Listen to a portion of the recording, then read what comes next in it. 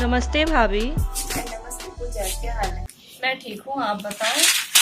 थोड़ी जल्दी में लग रहे हो, क्या हुआ? कहीं जा रहे हो क्या सुबह सुबह? तो भाई के घर जा रही हूँ, रक्षाबंधन है, भाई को राखी बांधो। देखती भैया क्या गिफ्ट लाए मेरे लिए आज। तो बांधे ही क्या राखी? अच्छा, एक बात बताओ भाभी, ये रक्षाबंधन क्यों मनाते हैं? इसकी शुरुआत कैसे हुई? अरे तो फिर शुरू हो गई, क्यों, क्या, कैसे? बस तुम लोग का यही काम है हर बात में। अरे क्या हो गया उसका सुबह सुबह?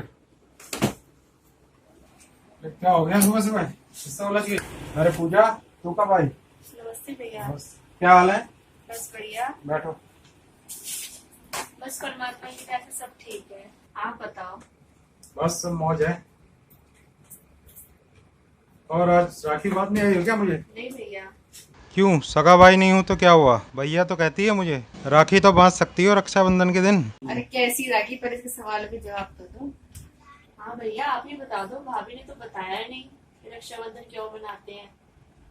आप बताओ वैसे कि रक्षाबंधन कब से शुरू हुआ, क्यों मनाते हैं, वगैरह वगैरह। अच्छा। चल ठीक है पूजा, अब तो सुबह सुबह स्टार्ट मत हो जाइए, प्रिया वैसे ही लेट हो रही है। भैया भाभी, काश आप मेरी बात भी कभी सुनो, मैं भी सच बताती हूँ। फिर मैं तो रही हूँ लेट। आप दोनों भाई बहन करो बातें, ठीक है? अरे मैं रुक जाओ निकलती भाभी, हूँ। आज तो मेरी पूरी बाय। बात सुनते जाओ।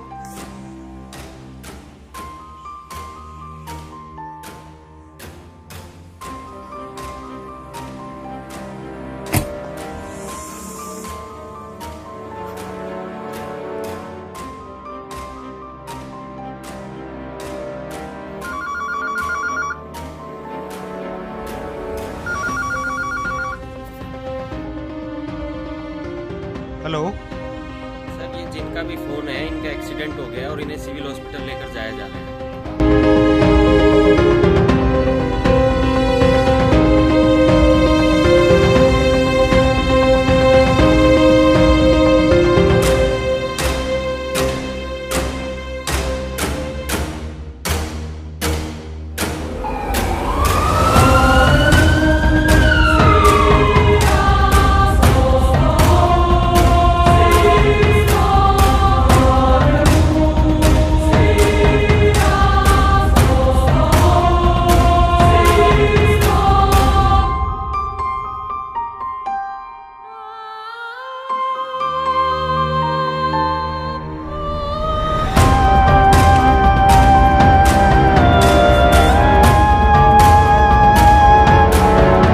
भैया, डॉक्टर्स क्या कह रहे हैं? डॉक्टर सीरियस बता रहे हैं। भैया एक बात कहूँ, अगर आप सुबह मेरी पूरी बात सुन लेते तो आज भाभी की ये हालत ना होती।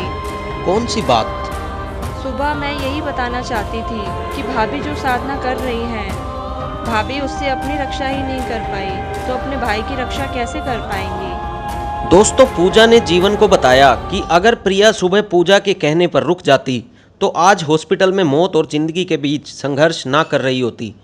पूजा ने बताया कि रक्षाबंधन का त्यौहार किसी भी शास्त्र में वर्णित नहीं है, जिसके कारण यह शास्त्र विरुद्ध साधना है, जिसके कारण इसका कोई भी लाभ नहीं है, बल्कि इस साधना से परमात्मा भी नाराज होते हैं। और अगर प्रिया के राखी बांधने से उसके भाई की रक्षा हो सकती या उसका भाई प्रिया की रक्षा कर पाता तो प्रिया के साथ ये दुर्घटना होती ही ना। प्रिया सबसे पहले खुद की रक्षा कर लेती।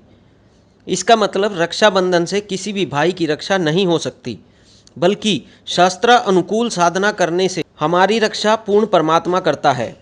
और शास्त्र अनुकूल साधना करने के लिए संत रामपाल जी द्वारा बताई गई विधि अपनानी चाहिए ताकि पूर्ण परमात्मा की शक्तियों का लाभ मिल सके।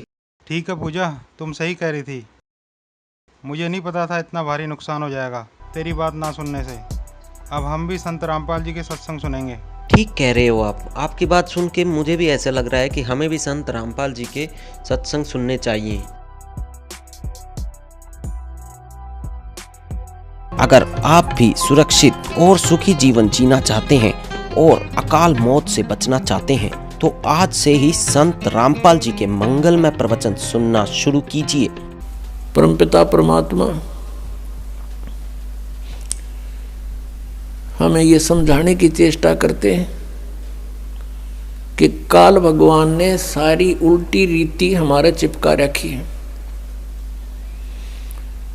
हम इस काल के जाल में इतने फंस गए हैं। फिर हमारा एक समाज बन गया है, उस समाज के अनुकूल हमें सभी सुविधाएं नहीं मिलती हैं, तो हमें फिर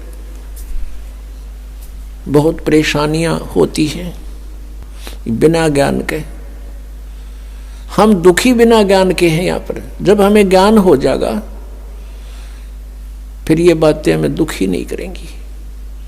फिर उसके अतिरिक्त जैसे चलो ये भी सब्र किया, भाई कन्या कन्या होगी, पुत्र नहीं हुआ, आगे फिर उन बहनों को, उन कन्याओं को कितना कष्ट है। फिर एक हमने और बना रखा है रक्षाबंधन। उस रक्षाबंधन के दिन फिर रोए वह बहन जिसका भाई को ना, बताओ वो रक्षा कर देगा अपनी बहन की? वो भाई जो रक्षाबंधन जिसका बांधन जावे है कि मेरी रक्षा करिए भाई तू। एक बहन बता रही थी कि रक्षाबंधन के दिन, नाम लेने से पहले की बात है, नाम लेने के बाद हम नहीं करते ये, क्योंकि हमें पता लग जाता है। अब उसको ज्ञान हुआ उस बात का कि मैं अपने भाई के घर गई हुई थी, अपने मायके, रक्षाबंधन वाले दिन इंतजार कर रही थी भाई आओगा, रक्षा बांधूंगी। अब रक्षाबंधन उसके बांधूंगी, पहुंची,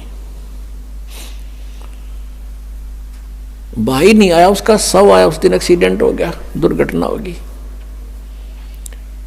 टक्कर मार कर रोए सारा परिवार। अब जो भाई अपनी ही रक्षा नहीं कर सकता, बहन की कहां से कर देगा? अब क्या कहें? अब रो रहे हैं टक्कर मार के बेचारे। तो पुण्यात्माओं, ये सोचना पड़ेगा कि जिसका जितना समय, जिसका संयोग संस्कार जिसके साथ है उतना ही रह सकोगे, उससे ज्यादा नहीं। उससे ज्यादा यानी फिर हम ये आगे बताएंगे कि इस परमेश्वर कबीर जी की शरण में आने के बाद और पूरा ही परिवार मालिक के चरणों में लग जा, उसका तो कहना है कि नहीं तो जो लगेगा उसको राहत अवश्य मिलेगी। तो ये इस तरह की दुर्घटनाएं नहीं होंगी यदि नियम ठीक रखेंगे। जब लग हंसा हमरी आना और काल लगे नहीं तेरा बाणा। जो रक्षा करने वाला है उसकी तरफ जान भी को नहीं।